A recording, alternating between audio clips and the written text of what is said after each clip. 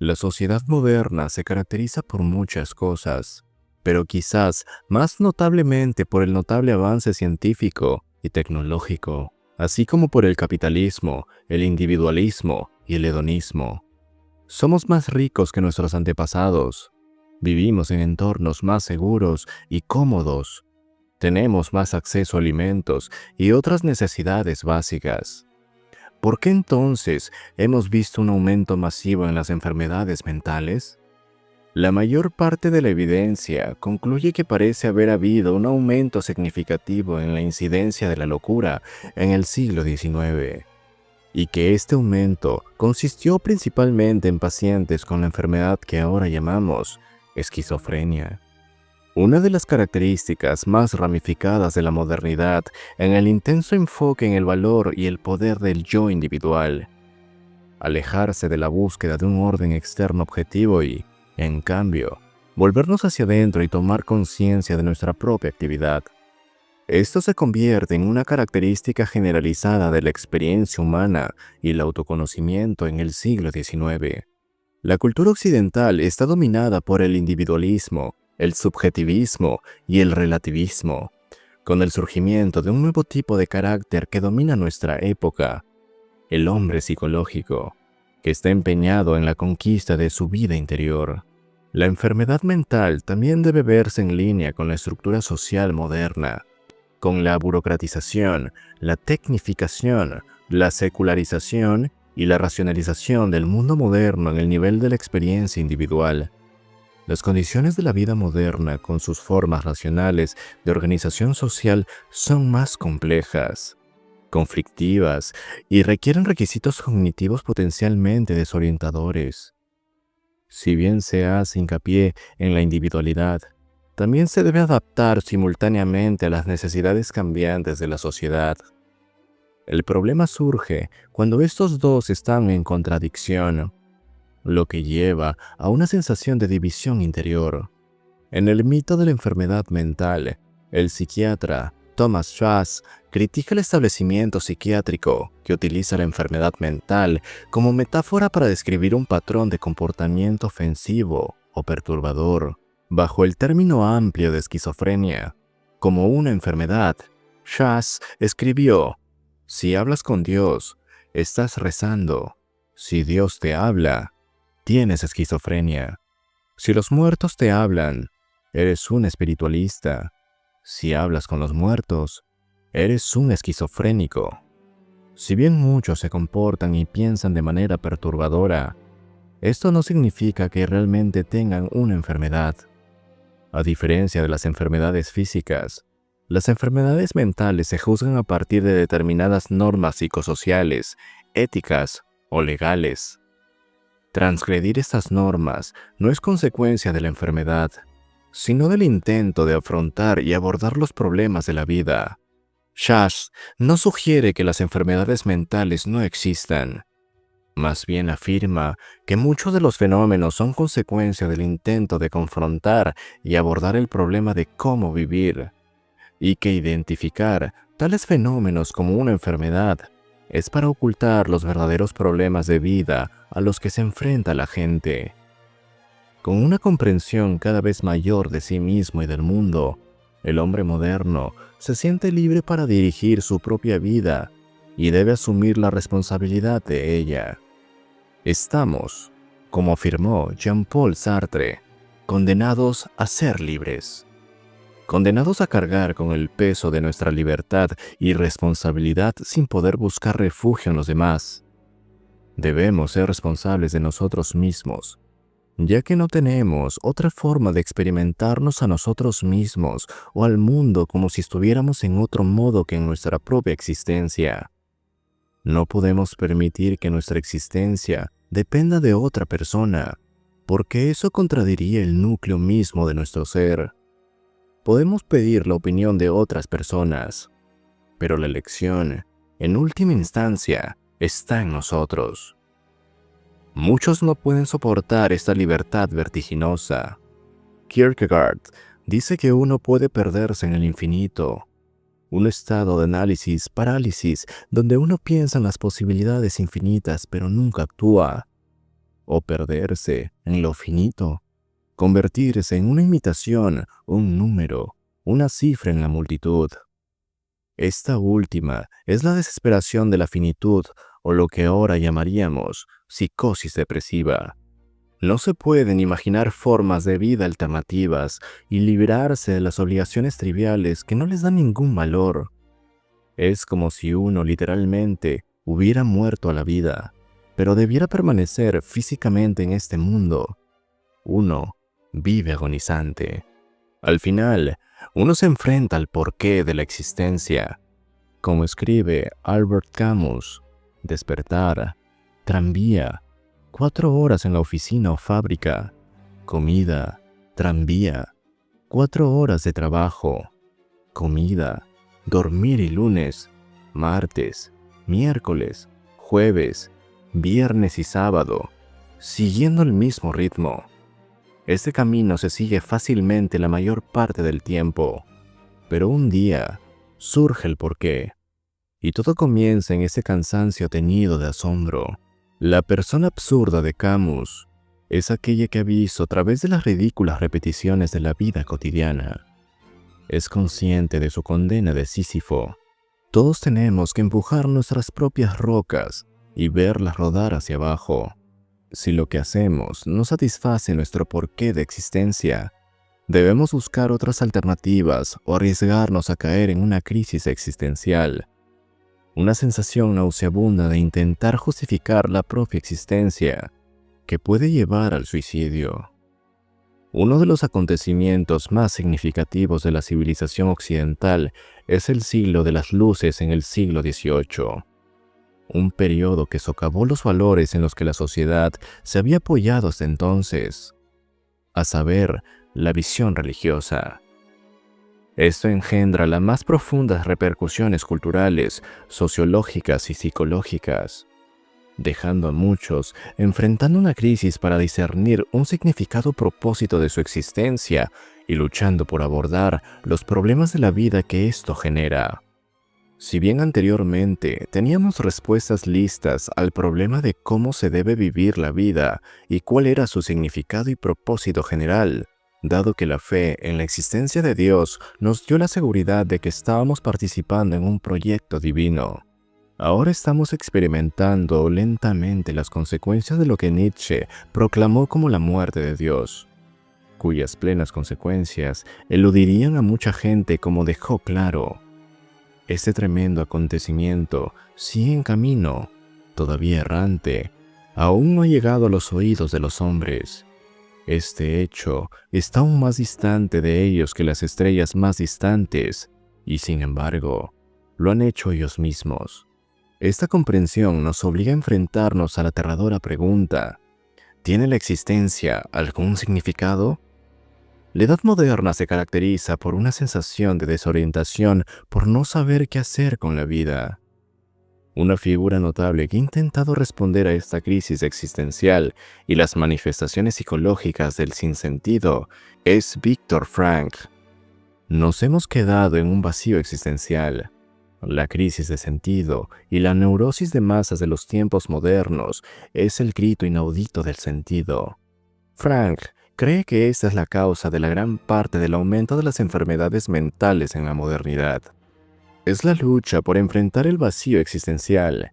Escribe: fenómenos tan extendidos como la depresión, la agresión y la adicción no son comprensibles a menos que reconozcamos el vacío existencial subyacente.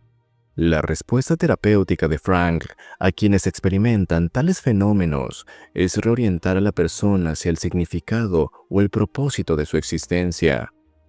Afrontar la cuestión del sentido de su existencia, explorar la cuestión y, en última instancia, dar una respuesta positiva. Encontrar significado a la vida de uno no debe entenderse como una curiosidad ociosa o académica en lo que uno se involucra cuando se han satisfecho necesidades más fundamentales. Se dice que el esfuerzo por buscar y poseer un significado o propósito para la vida de uno es la principal fuerza motivacional en el hombre. Sin un significado, todas las luchas, esfuerzos y proyectos de la vida se vuelven, en última instancia, inútiles. Frankl Cree que ese sentido de inutilidad es lo que caracteriza la adicción, la agresión y depresión.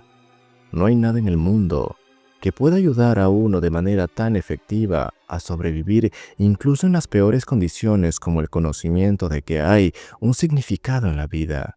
Frank concluye, en una palabra, cada hombre es cuestionado por la vida y solo puede responder a la vida respondiendo por su propia vida. A la vida solo puede responder siendo responsable. El hombre moderno necesita desesperadamente el viaje del héroe. En El hombre y sus símbolos, el psicólogo junguiano Joseph Anderson describe la importancia del mito del héroe como un patrón universal en todo el mundo. El héroe desciende a la oscuridad para matar a un dragón, rescatar a una damisela en apuros y recoger el tesoro. La debilidad inicial del héroe se equilibra con la aparición de fuertes guardianes que le permiten realizar las tareas que no puede realizar sin ayuda. Su papel es el desarrollo de las fortalezas y debilidades de uno, de una manera que lo preparará para arduas tareas que la vida le enfrenta. Esto puede estar relacionado con la dependencia de los padres. Solo cuando uno se vuelve independiente y se enfrenta al mundo por sí mismo, el individuo pasa su prueba inicial y puede entrar en la base madura de la vida. En recuerdos, sueños, reflexiones, la investigación de Carl Jung lo llevó a una pregunta candente. ¿Qué ocurre realmente dentro de los enfermos mentales? Escribe, en mi opinión, la terapia solo comienza realmente después de la investigación de esa historia totalmente personal. Es el secreto del paciente, la roca contra la que se hace añicos. Si conozco su historia secreta, tengo una clave para el tratamiento. En la mayoría de los casos, la exploración del material consciente es insuficiente. En la terapia el problema es siempre la persona completa, nunca el síntoma solo. Debemos hacer preguntas que desafíen toda personalidad. Jung trató a muchos pacientes esquizofrénicos, que se consideraron una causa perdida. La paradoja de la esquizofrenia es que hay tanto una disolución del yo en el mundo como también la disolución del mundo en el yo. Castigo eterno, pero omnipotencia divina. El paciente duda de que sea realmente él quien está pensando sus pensamientos. La realidad podría bien ser por una especie de ilusiones producidas en él por científicos malvados. Es la forma más profunda de autocontradicción, ser tanto Dios como un gusano. Jung, sin embargo, descubrió que muchas personas a las que se le diagnosticó esquizofrenia, en realidad, tenían depresión común, como resultado de traumas y experiencias de vida difíciles que habían sido reprimidas. Cuenta la historia de una niña de 18 años que fue abusada a la edad de 15. Ella se retiró al aislamiento y se ocultó de la gente. Fue llevada a un hospital psiquiátrico y permaneció en estado catatónico. En el transcurso de muchas semanas, Jung la persuadió gradualmente para que hablara. Después de superar muchas resistencias, le dijo a Jung que había estado viviendo en la luna. Dijo que no le gustaba este mundo y que la luna era hermosa y la vida allí era rica en significado.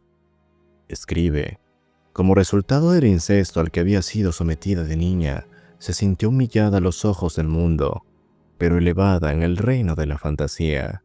La consecuencia fue una completa alienación del mundo, un estado de psicosis. Se volvió extramundana, por así decirlo, y perdió el contacto con la humanidad. Se sumergió en distancias cósmicas, en el espacio exterior, donde se encontró con el demonio al lado. Al contarme su historia, en cierto sentido traicionó al demonio y se unió a un ser humano terrenal. A partir de entonces, consideré los sufrimientos de los enfermos mentales en una luz diferente, porque había adquirido una visión de la riqueza y la importancia de las experiencias internas.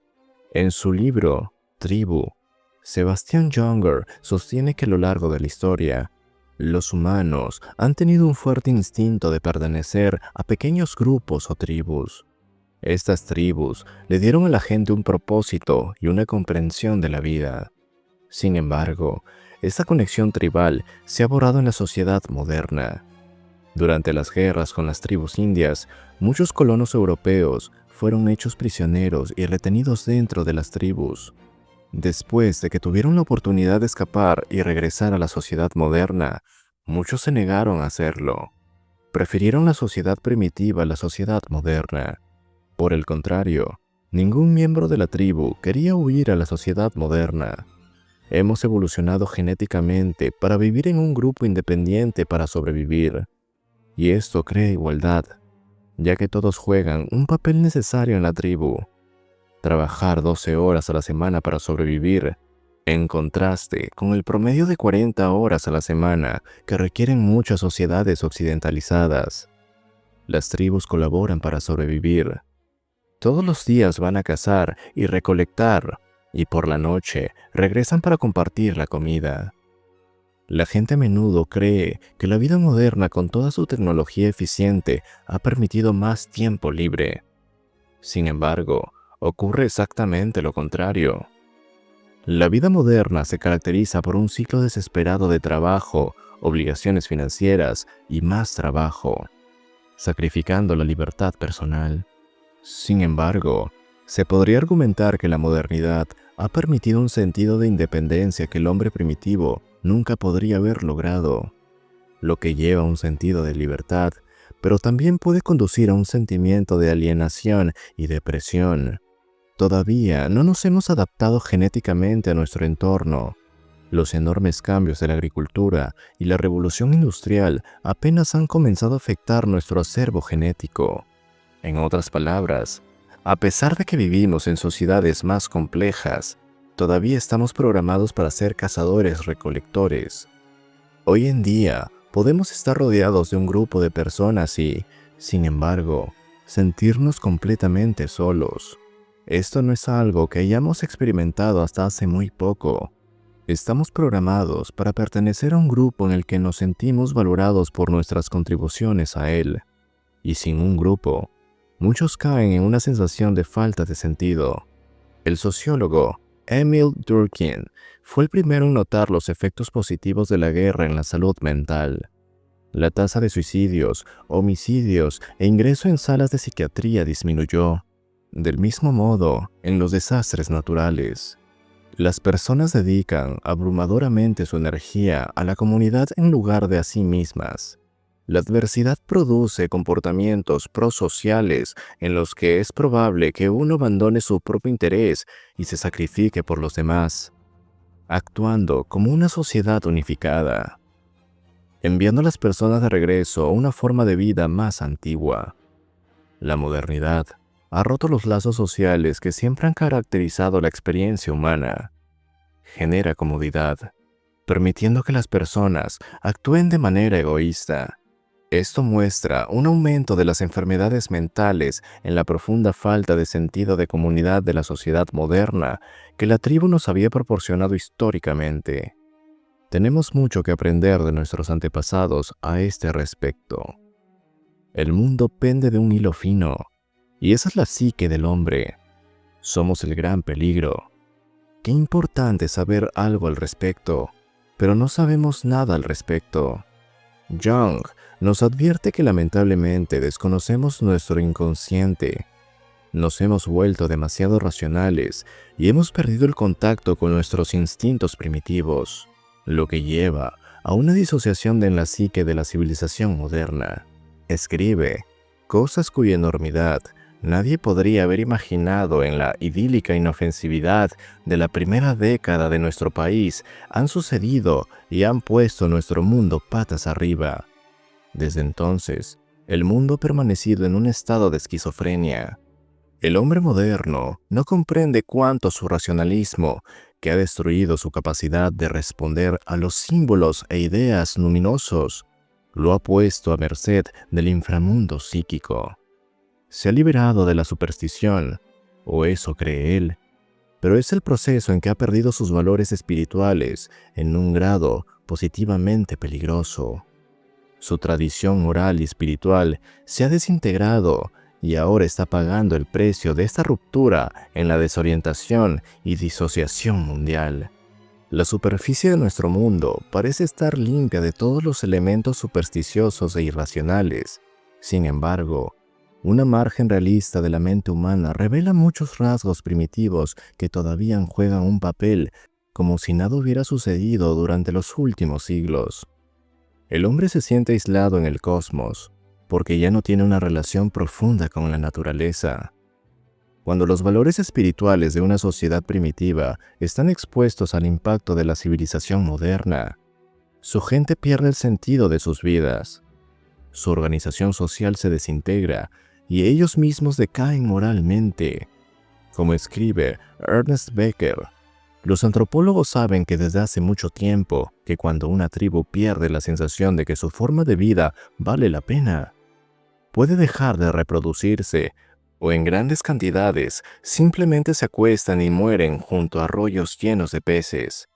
La comida no es el alimento primario del hombre.